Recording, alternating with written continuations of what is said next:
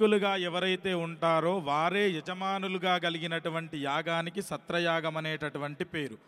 ఆ సత్రయాగానికి అందరూ దేవీ దేవతలు, సప్తఋషులు, మునులు అందరూ కూడా వస్తున్నారు. అట్లాంటి సమయంలో దక్ష ప్రజాపతి అందరూ వచ్చిన తర్వాత ఆలస్యంగా ఆ బ్రహ్మ, శివుడు, బ్రహ్మ ఎందుకు అనంటే బ్రహ్మ తన తండ్రి కాబట్టి లేవలేడు. శివుడు ఎందుకు లేవలేదు అనంటే ఆయన పరబ్రహ్మం. ఆయనకి వీరు పెద్ద వారు చిన్న అనేటటువంటిది ఏ భేదభావం ఉండదు. తనలో తాను రమిస్తూ ఎప్పుడూ కూర్చునేటటువంటి పరబ్రహ్మం. ఆయన అట్లా కూర్చుండడంతో దక్షునికి అతని పైన కోపం వచ్చింది. దాన్నే మనస్సులో పెట్టుకొని ఆ శివుణ్ణి ఏ విధంగానైనా అవమానం చేయాలి అని చెప్పి అతను ఏం చేసినాడు, నిరీశ్వర యాగాన్ని తలపెట్టినాడు. నిరీశ్వర యాగము అంటే ఈశ్వరునికి దాంట్లో హవిస్సులు ఇవ్వకపోవడం, ఈశ్వరుని వెళ్తున్నారు. శివునికి మాత్రం ఆహ్వానం అందలేదు. అట్లా పోతున్నటువంటి ఆ దేవీ దేవతలందరూ కైలాసం గుండా పోతూ ఉంటే అక్కడే ఉన్నటువంటి సతీదేవిని అడిగినారు, ఏమమ్మా మీ తండ్రి గారు యాగం చేస్తున్నారు, మరి మీరు వెళ్ళలేదా అని. అప్పటికి సతీదేవికి తెలియదు తన తండ్రి యాగం చేస్తున్నట్టుగా, ఎందుకంటే ఆహ్వానం పంపలేదు. చెప్పినారు మేము కూడా వస్తున్నామని చెప్పి పరమశివుని వద్దకు పోయి చెప్పింది, మా నాన్నగారు యాగం తలపెట్టినారట, మనం కూడా పోదాము అంటే, ఆహ్వానం లేదు కదా సతీ, ఎట్లా పోతాము అని అన్నారు. అంటే లేదు, మా నాన్న పని హడావిడిలో పడి మర్చిపోయి ఉంటాడు, నేను పోతే నన్ను ఏమి అనడు అని చెప్పి అంటే, సరే నువ్వు వెళ్ళు సతీ అని చెప్పి నందీశ్వరుణ్ణి వెనకాల ఇచ్చి పంపించినాడు పరమేశ్వరుడు. ఆ సతీదేవి యాగశాలలోకి వెళ్ళగానే అక్కడనే దక్షుడు నానా మాటలు అని చెప్పి సతీదేవిని అవమానించినాడు. పిలవని దానికి ఎందుకు వచ్చినావు, నువ్వు ఎవరిని పెళ్లి చేసుకున్నావు, శ్మశానంలో ఉండేవాడిని, బూడిద రాసుకునేవాడిని, భిక్షం ఎత్తుకునేవాడిని పెళ్లి చేసుకున్నావు, నీకు ఈ యాగశాలకు వచ్చేటటువంటి అర్హత కూడా లేదని నింద చేస్తే సతీదేవి ఆ నింద భరించక అక్కడనే యోగాగ్ని ద్వారా తన శనీశ్వరునికి చెప్పినాడు. కైలాసంలో ప్రశాంత చిత్తుడై ఉన్నటువంటి ఆ పరమేశ్వరుడికి సతీదేవి యజ్ఞంలో పడడం విషయం చెప్పగానే శివుడు అంతటనే కోపోద్రిక్తుడై వికటాట్టహాసము చేసి తన జటను ఒకదాన్ని ఊడబీకి భూమండలం పైన కొట్టినాడు. అంతే, పరమేశ్వరుడు అట్లా కొట్టగానే వీరభద్రుడు ఆ జటలో నుంచి ఆవిర్భవించినాడు. ఆయన ఆవిర్భావం మామూలుగా లేదు. అభ్రం లిహాదభ్ర విభ్రమ భ్రభ్రమ కృన్నీల దీర్ఘ శరీరమమర ప్రజ్వల జ్వలన దీప్త జ్వాలికాజ్వాల జాజ్వల్యమాన కేశములు మెరయ చండ దిగ్వేతండ శుండాభిదోర్దండ సాహస్రధృతిహేతి సంఘమొప్ప వీక్షణత్రయలోక వీక్షణద్యుతిలోక వీక్షణతతి దుర్నిరీక్షమగుచు గ్రకచ కఠిన కరాల దంష్ట్రలు వెలుంగ ఘన కపాలాస్తి వనమాలికలును దనర అఖిలలోక భయంకరుడగుచు వీరభద్రుడు దయించే మారట రుద్రుడగుచు అని పోతన గారు భాగవతంలో వీరభద్ర విజయంలో రాసినారు. ఆ వీరభద్రావతారము ఆకాశాన్ని అంటుతుందా అన్నట్టుగా నల్లటి అవతారం ఉద్భవించి 1000 సింహాళ్ళు పూంచినటువంటి రథం పైన ఎక్కి ఘనమైనటువంటి కపాల మాలలు, హస్తికల మాలలు మెడలో వేసుకొని ఆయన ఆ దక్షయాగానికి వెళ్ళి దక్షయాగాన్ని మొత్తం కూడా ధ్వంసం చేసి దక్షుణ్ణి అక్కడికక్కడే తన తల విరిచి హతమార్చినాడు. ఆ తరువాత ఆ వీరభద్రుని శాంతపరచడానికి ఆ ఆదిపరాశక్తి తన కళలలో ఒక కళ అయినటువంటి భద్రకాళీదేవిని సృష్టిస్తే వీరభద్రుడు అంతటితో శాంతి చెందినాడు. ఆ తదనంతరము పరమేశ్వరుడు సతీదేవి యొక్క వియోగాన్ని భరించలేక సన్యాసి అయి తపస్సు చేస్తూ హిమాలయ పర్వతాల్లో కూర్చొని ఉన్నాడు. ఇది ఉండగా అదే సమయములో తారకాసురుడు అనేటటువంటి ఒక రాక్షసుడు ఉద్భవించి బ్రహ్మ గురించినై విపరీతమైనటువంటి తపస్సుని చేసి బ్రహ్మ సాక్షాత్కారం పొందినాడు. బ్రహ్మ వచ్చి, తారకాసుర తపస్సు చేసినావు, ఏం కావాలి అని అంటే, స్వామి నాకు చావు లేకుండా వరం ఇవ్వమని కోరినాడు. దానికి బ్రహ్మదేవుడు ఏమన్నారంటే, చావు లేకుండా వరం ఇవ్వడం కుదరదు, పుట్టినటువంటి ప్రతి జీవి మరణించక తప్పదు గనక అటువంటి వరం ఇవ్వడం కుదరదు అని చెప్తే, దానికి తారకాసురుడు ఏమి ఆలోచన చేసినాడంటే, శివుడిగా భార్య లేదు, ఆయన సన్యాసి అయి తపస్సు చేస్తూ కూర్చొని ఉన్నాడు గనక నాకు పరమేశ్వరుడి ద్వారా కలిగేటటువంటి సంతానము చేతిలో నా మరణం ఉండాలి అని చెప్పి వరాన్ని కోరినాడు ఆ తారకాసురుడు. బ్రహ్మ తదాస్తు అని చెప్పి ఆ తారకాసురునికి వరం ఇయ్యగా ఆ తారకాసురుడు వరగర్వము చేత ముల్లోకాలను స్వర్గాన్ని ఆక్రమించి దేవతలందరినీ కూడా ముప్పతిప్పలు పెడుతూ ఉన్నాడు. ఈ సమయంలో దేవతలందరూ వాడి బాధను పడలేక బ్రహ్మగారి దగ్గరికి పోయి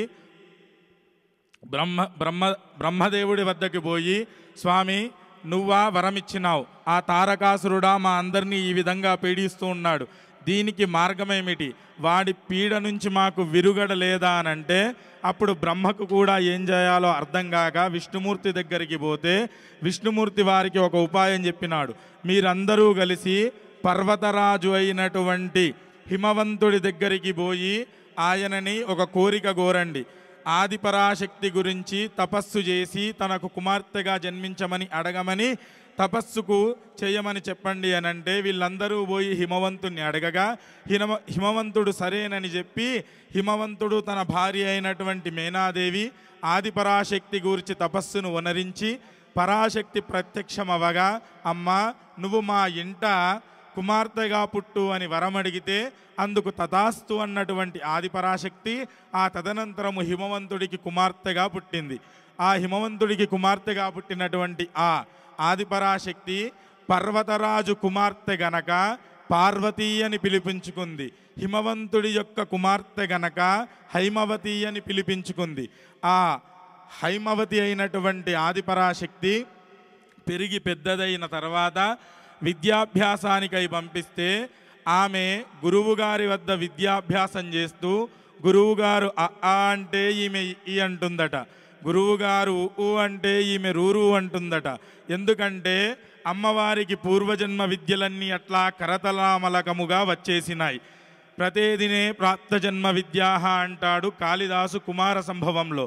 అట్లా అమ్మవారి విద్యాభ్యాసం సాగి ఆమె యుక్త వయస్సుకు రాగానే అక్కడే హిమవత్ పర్వత సానువుల్లో తపస్సు చేస్తున్నటువంటి పరమేశ్వరుని వద్దకి ఈ కన్య అయినటువంటి పార్వతీదేవిని హిమవంతుడు ఆయనకు సేవలు చేయడానికని నియమించినాడు. పూర్వం ఆ ఆచారం ఉండేది. ఎవరైనా ఇంటికి వచ్చినట్లయితే ఋషులు తపోధనులు వస్తే వారికి సేవలు చేయడానికని పెళ్లి కాని కన్య పిల్లలని వినియోగించేవారు. అట్లాగే కుంతీదేవి కూడా దుర్వాసో మహర్షికి చేసింది. అట్లా సేవలు చేయడానికి పార్వతీదేవిని వినియోగించగా అమ్మవారు సేవలు చేస్తూ ఉంది. పరమేశ్వరుడేమే తన తపస్సులో తాను ఉన్నాడు. కానీ ఆయన తపస్సులో నుంచి బయటికి రావడం లేదు. అతిలోక సుందరి అయినటువంటి పార్వతీదేవి వంక కన్నెత్తైనా చూడడం లేదు. అప్పుడు దేవతలందరికీ మళ్ళీ అనుమానం వచ్చింది, ఈయన తపస్సు నుంచి బయటికి రావడం లేదు, ఆమెనేమో సేవలు చేస్తూ ఉంది, వీళ్ళిద్దరికి వివాహం ఎట్లా అని చెప్పి వాళ్ళందరూ కలిసి ఒక ఆలోచన చేసి మన్మథుడి వద్దకు పోయి, మన్మథ నువ్వు పరమేశ్వరుడి పైన నీ మన్మథ బాణాలను సంధించు అని చెప్పినారు. పరుని పైన నేను బాణం సంధించలేను అని అంటే, లేదు పరోపకారా ఫలంతి పుణ్యాహ అన్నట్లుగా పరుల గురించి ఖచ్చితంగా ఉపకారం చేయడానికి నువ్వు ఏమైనా పర్లేదు అని చెప్పితే సరే అని చెప్పి మన్మథుడు తన బాణాలను తీసుకొని విల్లును తీసుకొని పోయి పరమేశ్వరుడు తపస్సు చేసుకుంటున్నటువంటి శివుడి పైన తన బాణాలను వేసినాడు. అంతే, ఆ బాణం పడగానే పరమేశ్వరుడు తన మూడో కంటిని తెరిచి మన్మథుణ్ణి అక్కడికక్కడే బూడిద చేసినాడు. అది చూచినటువంటి అదే ప్రాంతంలో ఉన్న పార్వతీదేవి మూర్ఛిల్లి అక్కడే పడిపోయింది. మన్మథుడి భార్య అయినటువంటి రతీదేవి వచ్చి పరమేశ్వరుణ్ణి వేడుకుంది, స్వామి నా భర్తను ఇలా చేసినావే అంటే, అమ్మా నీ భర్త ఎక్కడికి పోడు, నీకు మాత్రమే కనిపిస్తాడు, మిగతా వారెవ్వరికీ కనపడడు. కానీ మన్మథుడు అంటేనే మన్మథయతి ఇది మన్మథః అంటే మనస్సును మదించువాడు మన్మధుడు గనక జనులందరి మనస్సులలో ఈయన కామప్రేరణ కలిగించి సృష్టి కార్యానికి దోహదపడతాడు అని చెప్పి వరమిచ్చినాడు. అట్లా వరమిచ్చిన తర్వాత పార్వతీదేవి కూడా లేచి తాను అంతఃపురానికి పోయింది. పోయి అప్పుడు పార్వతి అనుకుందట, నేను నా అందము చేత పరమేశ్వరుణ్ణి ఆకర్షింపజేసి నా భర్తగా పొందాలి అనుకున్నాను, కానీ ఆయన అందానికి లొంగేవాడు కాదు, భక్తి తాళ్ళ చేత బంధించబడును శివుడు భక్తవత్సలుడు అన్నట్లుగా.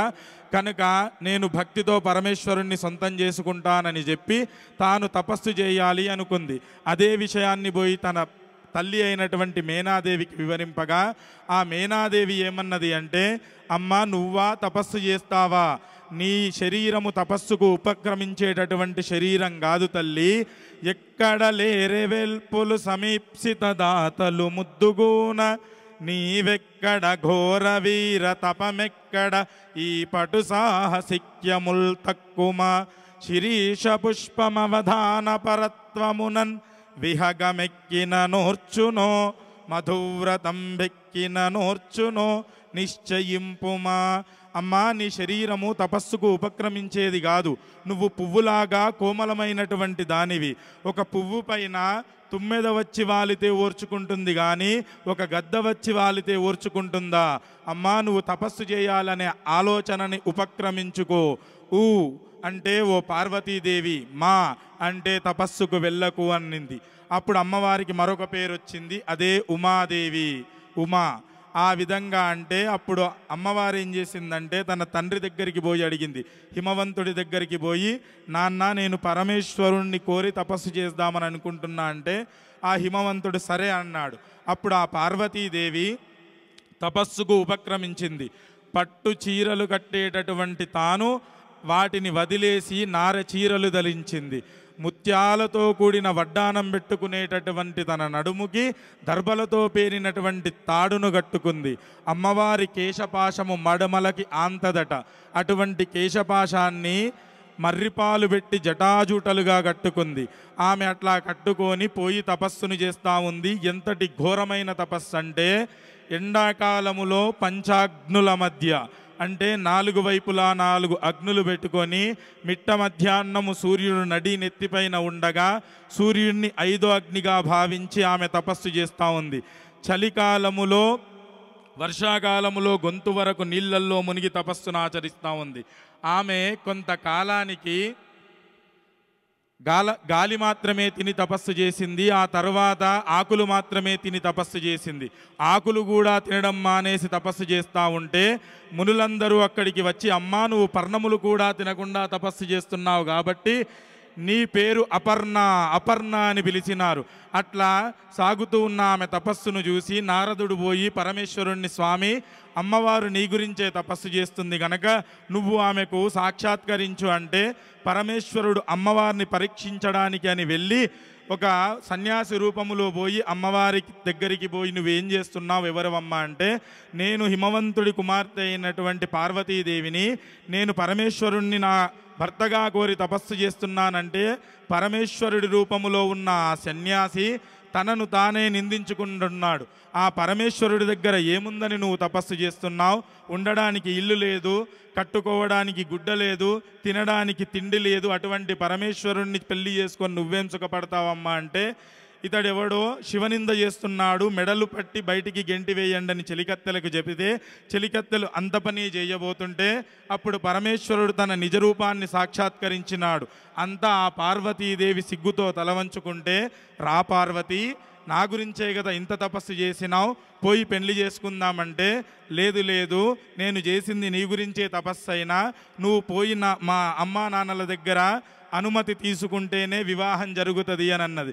అప్పుడు పరమేశ్వరుడు కైలాసానికి పోయి సప్తఋషులను అరుంధతిని పిలిచి, మీరందరూ పోయి కళ్యాణ రాయబారాన్ని పంపి హిమవంతుడి దగ్గరికి పోండి అని అంటే సప్తఋషులందరూ హిమవంతుడి దగ్గరికి పోయి కళ్యాణం గురించి చెబితే హిమవంతుడు ఒప్పుకున్నాడు. కానీ తన భార్య అయినటువంటి మేనాదేవి ఒక పట్టాన ఒప్పుకోలేదు. అయినా ఆమెను కూడా ఒప్పించి ఆ శుభవార్తను తీసుకొచ్చి కైలాసములో చెబితే కైలాసములో ఆ శంకరుడు ఎంతో ఆనందించి నారద మహర్షిని పిలిచి, నారద నువ్వు పోయి 7 14 భువన బాండవ్యాల్లో నా కళ్యాణమని చెప్పి చాటింపు వేయు అనంటే నారద మహర్షి పోయి అట్లాగే అందరినీ పిలిస్తే అందరూ కూడా అప్పుడు కైలాసానికి వచ్చినారు. సప్తఋషులు, మునులు, నారద తుంబురాదురులు, యక్ష కిన్నర గరుడులు, కింపురుషులు అందరూ కూడా కైలాసానికి వచ్చి ఆ పరమేశ్వరుని దగ్గరికి రాగానే అంతా అక్కడ సప్తమాతృకలు వచ్చి పరమేశ్వరుణ్ణి, స్వామి నిన్ను పెళ్లి కుమారుణ్ణి చేస్తామంటే, అంటే ఏం చేస్తారమ్మా అంటే, నీకు మంగళ స్నానాలు చేయించి పట్టు పుట్టాలు గట్టి కళ్యాణ తిలకం దిద్దుతామన్నారు. అంతా ఆ పరమశివుడు ఏమన్నాడంటే, అంత శ్రమ మీకెందుకమ్మా, మీరు కళ్ళు మూసుకోండి, మీరు ఎట్లా అనుకుంటే అట్లా నేను తయారవుతాను అని చెప్పి వాళ్ళు కళ్ళు మూసుకొని తెరిచేసరికి ఆ పరమేశ్వరుడు ఇంతకు ముందెన్నడూ లేని విధంగా వారికి దర్శనమిచ్చినాడు. అట్లా ఆ పరమశివుడు బయటికి వస్తూ ఉంటే అంతఃపురంలో నుంచి అక్కడికి వచ్చిన దేవతలందరూ ముక్కున వేలు వేసుకున్నారట. ఎందుకంటే పరమేశ్వరుడి పూర్వం ఎప్పుడు అంత అందంగా కనపడలేదు. ఆయన ఎంత అందంగా కనపడ్డాడు అనంటే, కోటి సూర్యప్రకాశముతో, కోటి మంది సూర్యులు ఒకటేసారి ఉదయిస్తే ఎంత ప్రకాశం ఉంటుందో అంతటి ప్రకాశవంతమైన పరమేశ్వరుడు కైలాస పర్వతములో తన అంతఃపురం నుంచి బయటికి వస్తుంటే, సూర్యుడు తనకి శ్వేత ఛత్రం పడితే, గంగా యమునలు వింజామరలు వీస్తుండగా, నారద తుంబురాదులు గానం చేస్తుండగా, గంధర్వులందరూ ముందర నాట్యం చేస్తుండగా, ఆయన వృషభ వాహనారూఢుడై ఆ కళ్యాణ శోభాయాత్ర కైలాస పర్వతము నుంచి బయలుదేరి వచ్చి ఆ హిమవంతుడి యొక్క రాజధాని అయినటువంటి ఓషధీప్రస్థం లాంటి ఈ కళ్యాణ మంటపానికి వచ్చింది. ఇక్కడ ఉన్నటువంటి ఈ ఇద్దరు దంపతులే, సుశీల్ కుమార్ శైలజా దంపతులే ఇప్పుడు మేనా హిమవంతులు. పరమేశ్వరుడు ఇక్కడికి వస్తే పరమేశ్వరునికి పాద్య అర్ఘ్య ఆచమన మధుపర్కాలిచ్చి స్వామివారిని ఉచిత ఆసనమిచ్చి ఆసనారూఢుణ్ణి చేస్తున్నారు. ఆ తదుపరి కార్యక్రమం స్వామి. ఓం చెప్పండి. వాచాదత్త, వాచాదత్త మయా గౌరీ తుభ్యం శంకర రూపిణి కన్యా అవలోక నవవిధౌ నిశ్చితస్త్వం సుఖీ భవ. స్వామి గారు చెప్పారు, సాక్షాత్తు మేనకా హిమవంతులు దంపతులు ఆనాడు ఆ పార్వతీదేవిని పరమేశ్వరునికి ఏ విధంగా కన్యాదానము చేశారో, నిశ్చితార్థ కార్యక్రమాలు చేశారో, పాణిగ్రహణ ఘట్టాలన్నీ కూడా, పూజా కార్యక్రమాలన్నీ కూడా జరిపించి ఆ పార్వతిని ఆనాడు పరమేశ్వరునికి ఏ విధంగా కన్యాదానం చేశారో, ఇప్పుడు ఈ వేదిక పైన సాక్షాత్తు ఈ దంపతులు మేనకాదేవి తరపున, మేనకాదేవి హిమవంతునిలాగా ఆ పార్వతీ తల్లిదండ్రుల స్థానంలో కూర్చొని నిశ్చితార్థ కార్యక్రమం చేస్తూ ఉన్నారు. అందరూ కూడా మంగళ వాయిద్యాలు. నిశ్చితార్థ ముహూర్త శుభ ముహూర్తస్తు. ఆజావరణ ధ్రువం దేవో బృహస్పతి ధ్రువం ఇంద్రష్టాగ్నిశ్చరాస్తముదారయత. నిశ్చితార్థ ముహూర్త శుభ ముహూర్తం గృహంతో ముహూర్తస్తు. ఓం ధ్రువం దే రాజావరణ ధ్రువం దేవో బృహస్పతి ధ్రువం ఇంద్రష్టాగ్నిశ్చరాష్టం ధారయతాం ధ్రువం. వస్త్రాలు సమర్పిస్తున్నారు. వస్త్రాలు. ఓం విశ్వేత్థాతే ధవనే చ ప్రవాచ్ఛాయార్తకత్తమకవన్నింద్రజన్వదే పారావతం యత్పురసమృతం వస్పపావృణో జరభాయురుధిపం తజే इति मंत्रेण ध्वा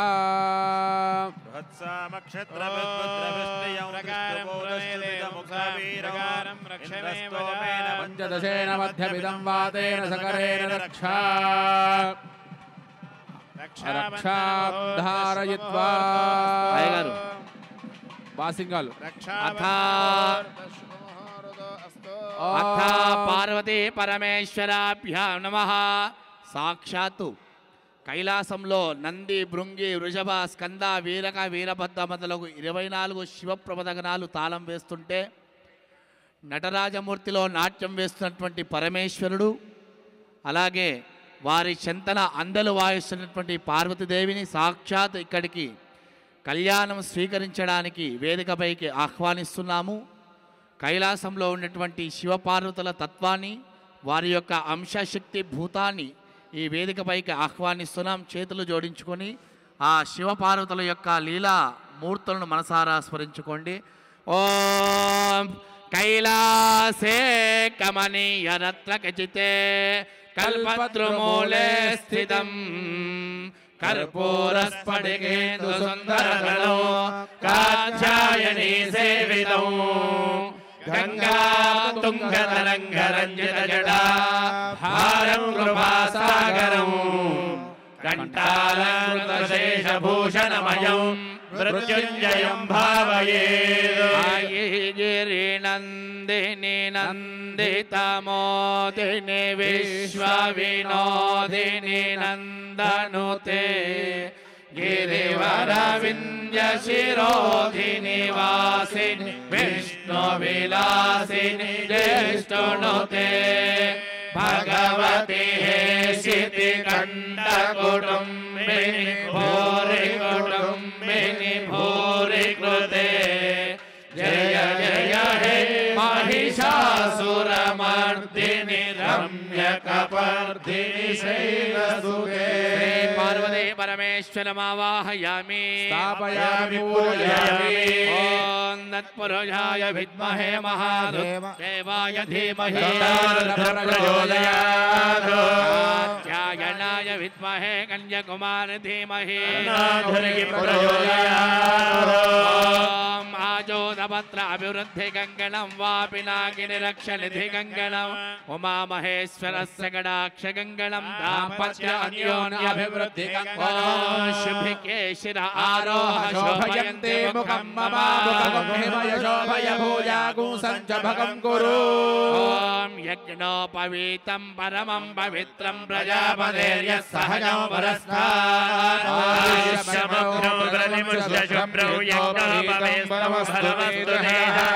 यज्ञोपवीतां धारयामि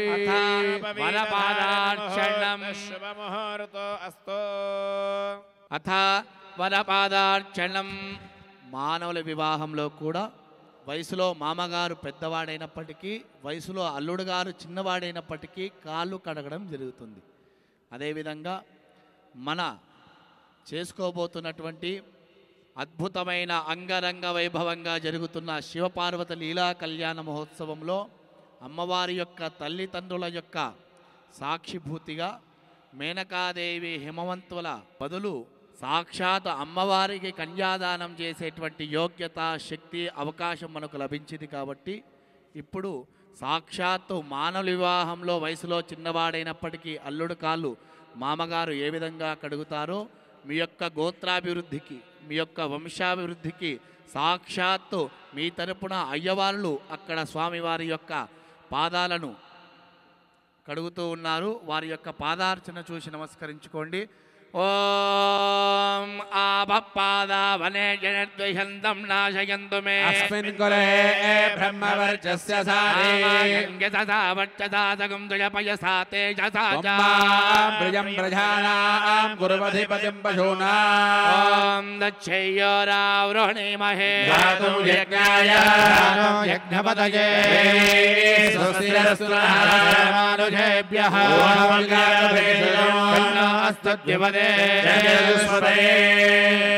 వయసులో మామగారు పెద్దవాడైనప్పటికీ అల్లుడు కాలు కడగడం జరుగుతుంది. ఎందుకంటే అల్లారు ముద్దుగా పెంచుకున్న తన కూతురిని ఆ మామగారు ఏ విధంగా కూతురిని పెంచి ఉన్నారో అంతే ప్రేమ అనురాగ ఆప్యాయలతో కాబోయే అల్లుడు గారు కూడా అంతే ప్రేమ అనురాగాలతో చూసుకోవాలి అనే భావనతో తన ఇంటి లక్ష్మిని సాక్షాత్ విష్ణువుకి ఇస్తున్నాం, నా ఇంటి పార్వతిని నా ఇంటి సుమంగలిని సాక్షాత్తు ఆ పరమేశ్వరునికి ఇస్తున్నామనే భావనతో అల్లుడు రూపంలో కాకుండా వయసులో చిన్నవాడైనప్పటికీ అల్లుడులో శివనారాయణను చూసుకుంటూ తన కూతురిని సాక్షాత్ తన ఇంటి లక్ష్మిని గౌరిని సాక్షాత్ శివకేశులకు ఇస్తున్నామనే భావనతో వయసులో పెద్దవాడైనప్పటికీ కాళ్ళు కడగడం జరుగుతుంది. అటువంటి స్వామివారి యొక్క పాదార్చన చూసుకుందాం. ఓం అథ మధువర్గపాత్రపూజాంజకరిష్యే. ఓం సర్వకాలుష్యహీనాయ పరిపూర్ణసుఖాత్మనే मधुवर्गं महादेवाय प्रसीद मे ఓం మధువాతా ఆరుతాయతే మధుక్షరంతి సింధవః